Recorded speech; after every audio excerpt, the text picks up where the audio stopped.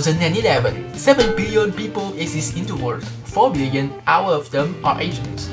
There are 0.2 billion people coming from the Middle East, 1.2 from India, 1.3 from China, and 1.3 from Asia Pacific. Nowadays, they aren't only living in their homeland, but also present around the world, especially the Chinese.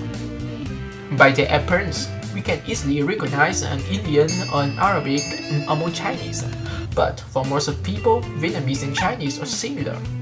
They are small with slanting eyes. They eat rice with chopsticks. They are workaholic and very smart at math. So, how can we recognize a Vietnamese among Chinese? At first, we have to know the geographical position difference of them. Here is China, and here is Vietnam. In the past, the Chinese Empire had invaded Vietnam for 1 millennium, so that's why our cultures are similar is inevitable. Moreover, Vietnam is located in Indochina. It was once the Asian cultural center. They are mixed between the Indian and Chinese cultures. We spoke the same language as the Thai, but our writing based on the Chinese character.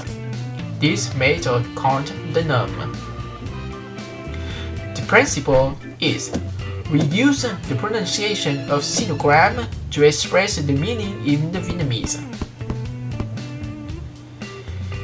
Here's the word writing in Chinese that pronounced một. In Cantonese, it means do not, but in Vietnamese, this pronunciation means the number 1.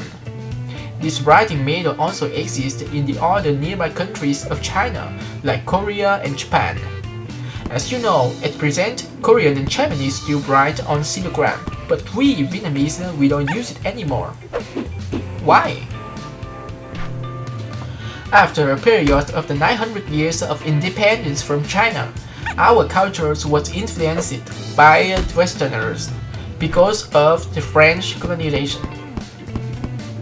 At this time, the quốc ngữ, a romanization of the Vietnamese language, was developed in 1651 by a French Christian missionary, Alexandre Dode. Based on the standard alphabet, he invented some new glyphs and eliminated some other letters. With the method, the Vietnamese alphabet contains 29 letters with 17 consonants, 12 vowels, and 8 digraphs. To express these tones in the Vietnamese vocabulary, we add accent on the vowels.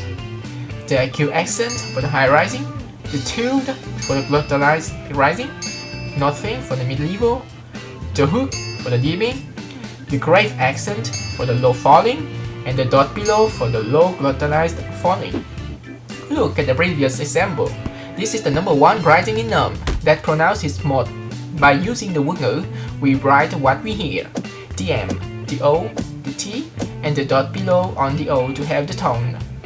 But during that time, the quốc ngữ was used as a tool to colonize and to carry on missionary work. Most people were illiterate or knew little of the known character. After the Revolution of August in 1945, modern Vietnam was born. Thanks to its simplicity, the quốc ngữ became the main writing of the country. It's used in the education, in the administration, and in the communication. Nowadays, the Vietnamese culture is still practicing the mix.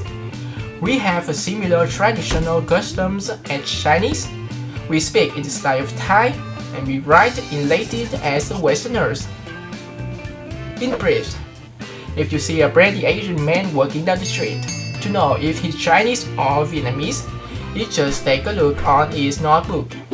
I'm proud to be Vietnamese, and as artist, I am a me universal.